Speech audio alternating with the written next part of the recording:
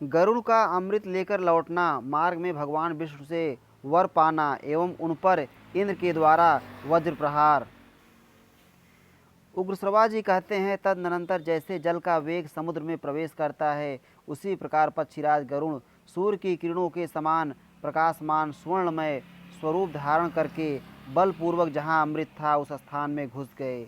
उन्होंने देखा अमृत के निकट एक लोहे का चक्र घूम रहा है, उसके चारों ओर छुरे लगे हुए हैं, वह निरंतर चलता रहता है और उसकी धार बड़ी तीखी है। वह घोर चक्र अग्नि और सूर्य के समान जाज्वल्यमान था। देवताओं ने उस अत्यंत भयंकर यंत्र का निर्माण इसलिए किया था कि वह अमृत चुराने के लिए आए हुए चोरों के टुकड़े टुकड़े कर डाले। पक्षी गरुड़ उसके भीतर का छिद्र, उसमें घुसने का मार्ग देखते हुए खड़े रहे। फिर एक क्षण में ही वे अपने शरीर को संकुचित करके उस चक्र के अरों के बीच से होकर भीतर घुस गए। वहाँ चक्र के नीचे अमृत की रक्षा के लिए ही दो श्रेष्ठ सर्प नियुक्त किए गए थे।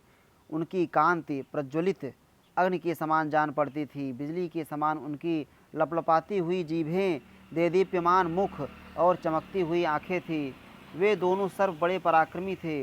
उनके नेत्रों में ही विष भरा था। वे बड़े भयंकर, नित्य क्रोधी और अत्यंत वेगशाली थे। गरुड़ ने उन दोनों को देखा। उनके नेत्रों में सदा क्रोध भरा रहता था। वे निरंतर एकटक दृष्टि से देखा करते थे। उनकी आंखें कभी बंद नहीं होती थीं। उनमें से एक भी जिसे देख ले वह तत्काल भस्म हो सकता था।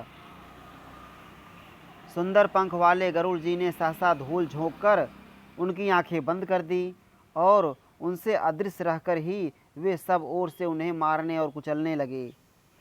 आकाश में विचरने वाले महापराक्रमी बिंता कुमार ने वेग पूर्वक आक्रमण करके उन दोनों सर्पों के शरीर को बीच से काट डाला।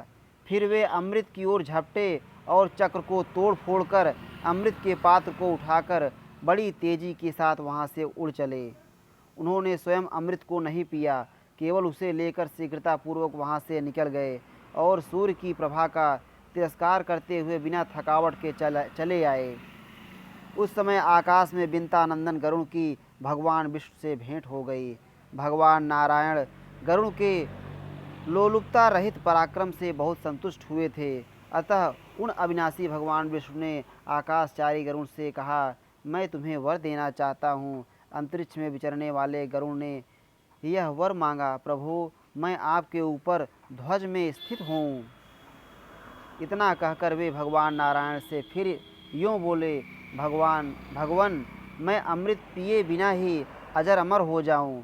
तब भगवान विष्णु ने बिंतानंदन गरुड़ से कहा, एवं मस्तु, ऐसा ही हो। वे दोनों वर ग्रहण करके गरुड़ ने भगवान विष्णु से कहा, देव मैं भी आपको वर देना चाहता हूँ। भगवान भी कोई वर मांगे। तब श्री हरि ने महाबली गरुत्मान से अपना वाहन होने का वर मांगा। भगवान विष्णु ने गरुड़ को अपना ध्वज बना लिया, उन्हें ध्वज के ऊपर स्थान दिया और कहा, इस प्रकार तुम मेरे ऊपर रहोगे। तदनंतर उन भगवान नारायण से एवं मस्तु कहकर पक्षी गरुड़ वहाँ से वेगपूर्वक चले गए।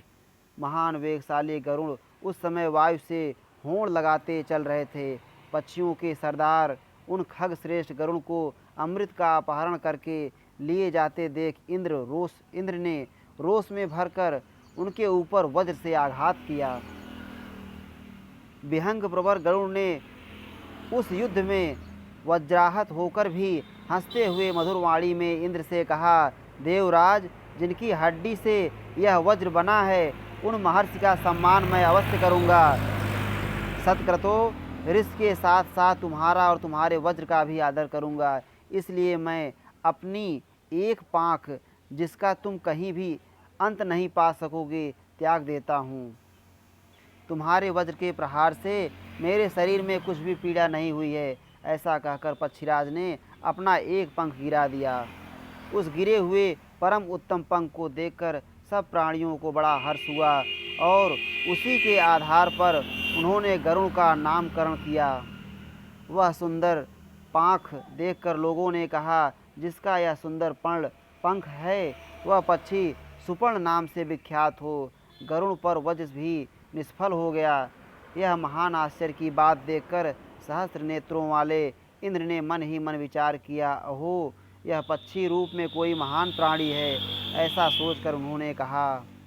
इंद्र ने कहा, विहंग प्रवर, मैं तुम्हारे सर्वोत्तम उत्कृष्ट बल को जानना चाहता हूँ और तुम्हारे साथ ऐसी मैत्री स्थापित करना चाहता हूँ जिसका कभी अंत ना हो। इति श्री महाभारते आदि पर्वणि आस्तिक पर्वणि सौपर्णे त्रयस्त्रिंशो अध्याय। इस प्रकार श्री महाभारत आदि पर्व के अंतर्गत आस्तिक पर्व में गरुण चरित्र विषयक 33वां अध्याय पूरा हुआ। श्री राधा वल्लभ लाल की जय।